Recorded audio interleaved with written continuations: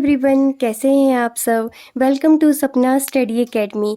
आज हम पढ़ेंगे एनसीईआरटी क्लास 8 का लास्ट चैप्टर लाइट, जिसे हम कहते हैं प्रकाश। तो जैसा कि आप लोग जानते हैं, जितने भी हमारे चारों जितनी भी थिंग्स हैं, जितनी भी वस्तुएं हैं, उन्हें हम अपनी आइज़ के थ्रू देखते हैं। अभी आइज़ के थ्रू हम कैसे देखेंगे। मान लो कोई आपके पास ऑब्जेक्ट है, आपने लाइट ऑन की हुई है, ठीक है। तो जो लाइट है ऑब्जेक्ट के ऊपर पड़ेगी और ऑब्जेक्ट से दोबारा किसकी आंखों में जाएंगी, हमारी आइज में पहुंचती है वो। तो जैसे ही लाइट हमारी आंखों में पहुंचेगी तो हम उस ऑब्जेक्ट को देख सकते हैं। अगर मान लो आपके पूरे रूम में अंधेरा ही अंधेरा है, वहां पे कोई भी किसी तरह की लाइट नहीं है, तो हमें वो ऑब्जेक्ट नहीं दिखेगा। इट मीन्स कि हमें किसी भी ऑब्जेक्ट को देखने के लिए लाइट बहुत ही जरूरी है। इसमें नेक्स्ट टर्म आती है मिरर, कि मिरर किसे कहते हैं। मिरर वही नहीं होता जिसमें सिर्फ हम अपना चेहरा देखते हैं। मिरर वो हर एक शाइनी सरफेस है, उसे हम क्या कहेंगे, मिरर कहेंगे। मिरर क्या है, जो जिसका सरफेस कैसा होगा, शाइनी होगा, और जो लाइट को दोबारा से रिफ्लेक्ट करता है। आप यहाँ पे समझेंगे, जैसे यहाँ पे एक सरफेस है, स्मूथ सरफेस है, ठीक है। यहाँ पे कोई लाइट पड़ेगी और क्या हो जाएगी, ये रिफ्लेक्ट बैक हो जाएगी। तो ये क्या है, एक मिरर है। जैसे जो लाइट यहाँ पे पड़ रही है उसे हम कहते हैं इंसिडेंट रे। जो रे यहाँ पे स्ट्राइक कर रही है उसे हम क्या कहेंगे, इंसिडेंट रे। और जो दोबारा से यहाँ से रिफ्लेक्शन करेगी वो होती है रिफ्लेक्टेड रे, ठीक है। जो यहाँ पे स्ट्राइक करेगी उसे कहते हैं इंसिडेंट रे, और जो रिफ्लेक्टेड बैक होगी उसे हम कहते हैं रिफ्लेक्टेड रे। अभी इन दोनों रेस के बीच में हम 90 डिग्री का एंगल बनाते हैं, उसे हम कहते हैं नॉर्मल। जो नॉर्मल और इंसिडेंट के बीच वाले एंगल को हम कहते हैं एंगल ऑफ इंसिडेंस, और इसे हम कहते हैं एंगल ऑफ रिफ्लेक्शन। ये दोनों जो एंगल हैं दोनों इक्वल होते हैं। अगर ये वाला एंगल 45 डिग्री का होगा तो दूसरे वाला एंगल भी कितना होगा, 45 डिग्री ही होगा, ठीक है। और ये तीनों जो इंसिडेंट रे है, नॉर्मल रे है और जो रिफ्लेक्टेड रे है, दोनों किस प्लेन पे हो रही है, सेम प्लेन पे लाई करते हैं। तो इन्हें हम कहते हैं laws of reflection. First law of reflection क्या है, जो मैंने आपको एंगल बताया कि एंगल ऑफ इंसिडेंस किसके इक्वल होगा, एंगल ऑफ रिफ्लेक्शन के। और सेकेंड लॉ बोलता है कि जो इंसिडेंट रे है, नॉर्मल रे है और जो रिफ्लेक्टेड रे है, तीनों कौन से इस प्लेन में रहते हैं, सेम प्लेन में लाई करते हैं। आगे हम पढ़ेंगे टाइप्स ऑफ रिफ्लेक्शन, की रिफ्लेक्शन किस किस तरह से होता है। तो ये दो टाइप का होता है, रेगुलर रिफ्लेक्शन और इर्रेगुलर रिफ्लेक्शन। जो रेगुलर रिफ्लेक्शन है, रेगुलर सरफेस से रिफ्लेक्ट होगा। इट मीन्स कोई भी स्मूथ सरफेस से ये रिफ्लेक्ट होगा। जैसे ही रे यहाँ पे स्ट्राइक करेगी, सीधा उस सेम वे में रिफ्लेक्टेड बैक होगी। लेकिन जो इर्रेगुलर है वो सरफेस कैसा होगा, कुछ यहाँ पे आप देखेंगे रफ सरफेस है, इर्रेगुलर सरफेस है। तो जो लाइंस आती हैं, जो रे आएंगी, कैसी हो जाएंगी, कहीं कोई इधर जाएगी कोई इधर जाएगी। इट मीन्स ये इर्रेगुलर वे में रिफ्लेक्टेड होगी।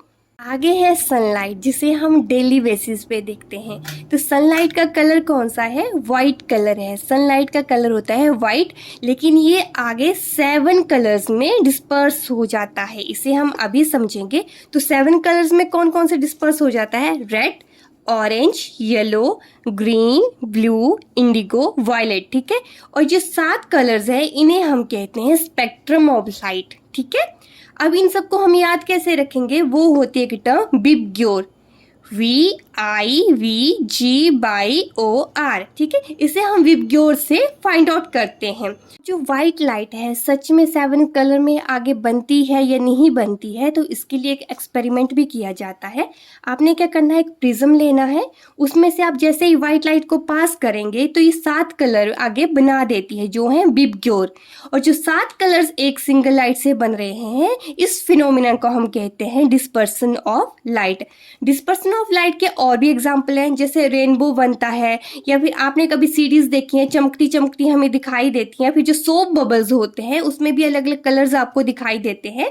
तो आपसे पूछता है कोई कि किस फिनोमिना पे बेस्ड होता है, तो ये सब में डिस्पर्सन ऑफ लाइट की वजह से। अभी हम देखेंगे कि आपकी कोई रिफ्लेक्टेड इमेज आ रही है, ठीक है, वो दोबारा से रिफ्लेक्टेड हो सकती है या नहीं। तो आपने कभी देखा होगा, जैसे यहाँ पे क्या है, कहीं ये सैलून में गया हुआ है, तो पीछे से क्या दिखा रहे हैं, इसका हेयर कट दिखा रहे हैं कि पीछे देख लीजिए किस तरह से आपका हेयर कट हुआ है। तो एक और इसने एक मिरर यूज़ किया, तो क्या है यहाँ पे मल्टीपल हमें अपनी इमेजेस दिखती हैं, ठीक है। तो जब दो मिरर्स को इंक्लाइन किया जाता है एक दूसरे के साथ, तो हमें मल्टीपल इमेज देखने को मिलती है। ऐसा बहुत सी जगह पे देख सकते हैं, जैसे कोई स्कोप्स होते हैं, जैसे पेरिस्कोप हो गया, कालियोस्कोप हो गया, उसमें भी जो मल्टीपल इमेजेस है उनका कंसेप्ट रहता है। इसमें नेक्स्ट टर्म है ह्यूमन आई। ह्यूमन आई क्या है, सेंसरी ऑर्गन्स हैं, इनकी हेल्प से ही हम अपने आसपास के ऑब्जेक्ट्स को देख सकते हैं, ठीक है। तो किस तरह से देखेंगे, जैसे मैंने आपको चैप्टर के स्टार्टिंग में ही बताया था, आइज़ क्या करती हैं, ऑब्जेक्ट के ऊपर जो लाइट पड़ी होती है उसे अब्जॉर्ब करती हैं, फिर हमारे जैसे वर्चुअल इमेज बनेगी, ठीक है। जो वर्चुअल इमेज बन रही है उसकी इन्फॉर्मेशन कहाँ पे भेजते हैं, हम ब्रेन में भेजते हैं। तो हमें पता चलता है कि हम चेयर देख रहे हैं, टेबल देख रहे हैं या किसी पर्सन को देख रहे हैं, तो हमें ब्रेन बताता है कि हम किस चीज़ को बेसिकली देख रहे हैं। तो यहाँ पे आई स्ट्रक्चर दिया है, क्या क्या यहाँ पे सिलियरी मसल्स है, आइरिस है, लेंस है, कॉर्निया है, ठीक है। रेटिना है, जो इमेज फॉर्म होती है वो कहाँ पे बनती है, रेटिना पे बनती है, ठीक है।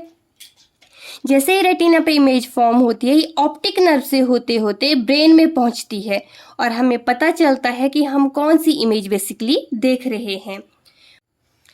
इसमें जो आइरस होता है, जैसे किसी की आइज ब्लू होती हैं, किसी की ग्रीन होती है, तो मेनली आइरस एक पिगमेंटेड आपका यहाँ पे रहता है, और जो हमारे किसी की कलर दिखाता है कि इसकी कौन सी आई कलर है, तो वो होता है बेसिकली आइरिस का कलर। या फिर जैसे हम ये डिपेंड करता है, जैसे आपके ऊपर बहुत ज़्यादा लाइट पड़ रही है तो हमारी आइज क्या हो जाती है, थोड़ी छोटी छोटी हो जाती हैं। तो ये भी आइरिस के ऊपर ही डिपेंड करता है कि हमने कब कांटेक्ट करना है आइज को या फिर कब एक्सपेंड करेंगे, यह सब डिपेंड करता है आइरिस पे। लास्ट टॉपिक है विजुअली चैलेंज्ड पर्सन। ऐसे पर्सन जो देख नहीं सकते हैं उन्हें हम कहते हैं विजुअली चैलेंज्ड। अब ये किसी चीज़ को पढ़ना है तो किसकी हेल्प से देखेंगे, कुछ ऐसे ऐसे पैटर्न बनाए होते हैं जिन्हें टच करके फील करते हैं कि यहाँ पे क्या लिखा हुआ है, इसे हम कहते हैं ब्रेल। जो ब्रेल है उसे डिस्कवर किया हुआ था लुइस ब्रेल ने इन 1822। तो दोस्तों इसी के साथ ही हमारा ये चैप्टर यहीं पे फिनिश होता है। कल से हम स्टार्ट करेंगे एनसीईआरटी क्लास 10th ज्योग्राफी। तब तक के लिए thank you and please do like share and subscribe to my YouTube channel. Thank you.